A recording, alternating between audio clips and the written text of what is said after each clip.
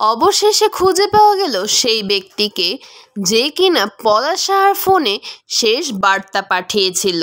হ্যাঁ ভিউয়ার্স, এমন কথাই শোনা যাচ্ছে এখন সোশ্যাল মিডিয়াতে। আর এই বিষয়ে বিস্তারিত জানতে হলে ভিডিওটি না টেনে পুরো টাইম আমাদের সাথেই থাকতে হবে।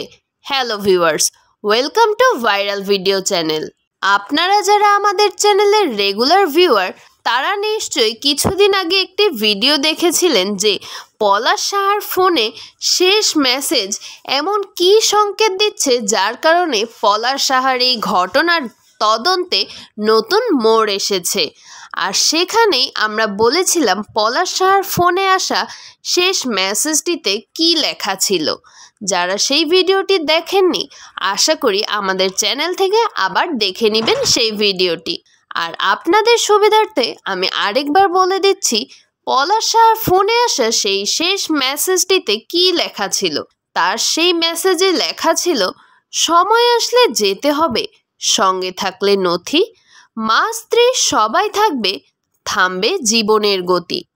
নিশ্চয়ই মেসেজটা শুনে আপনাদের মনেও একটি খটকা লাগছে যে এমন মেসেজ পলাশ সাহার ফোনে কে পাঠাতে পারে আর তার উদ্দেশ্যই বা কী। পলাশ সাহা চলে গিয়েছে প্রায় 1 মাসের বেশি হয়ে গিয়েছে, কিন্তু এই ঘটনার রেশ যেন কোনোভাবেই শেষ হচ্ছে না।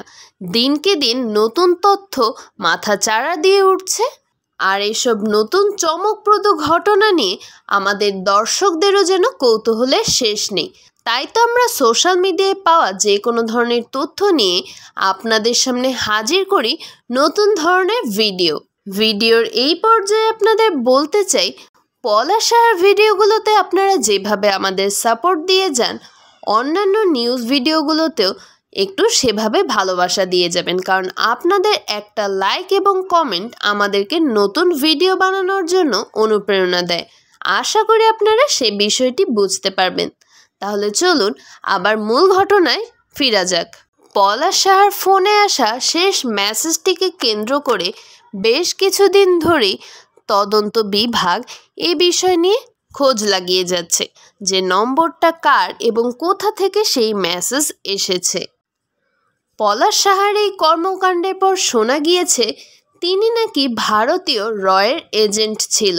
এখন সেই কারণেই কি তার ফোনে এমন এক বার্তা দিয়ে সংকেত পাঠানো হয়েছে, নাকি কেউ আবার মজা করে তার ফোনে এই বার্তাটি পাঠিয়েছে, সেই বিষয়টি এখন খতিয়ে দেখা হচ্ছে। তবে তার পরিবারের সদস্যরা এ বিষয়ে স্পষ্টভাবে কোনো বক্তব্য তুলে ধরেনি মিডিয়ার সামনে। তো পলাশ সাহার ফোনে এই রহস্যময় মেসেজটি কে পাঠিয়েছে সেই ব্যক্তির নাম তদন্ত কমিটিরাও এখনও প্রকাশ্যে আনেননি। তারা যখনই এই বিষয় সম্পর্কে তুলে ধরবে আমরা হাজির হব নতুন একটা ভিডিও নিয়ে আপনাদের জন্য। সো ভিউয়ার্স, আজকের ভিডিও এই পর্যন্তই। আপনারা যারা আমাদের চ্যানেলে নতুন, চ্যানেলটাকে সাবস্ক্রাইব করতে একদমই ভুলবেন না। আর যারা অলরেডি সাবস্ক্রাইব করে রেখেছেন তাদেরকে জানাই অসংখ্য ধন্যবাদ। পরবর্তী ভিডিও দেখার জন্য সকলকে আমন্ত্রণ রইল। ধন্যবাদ।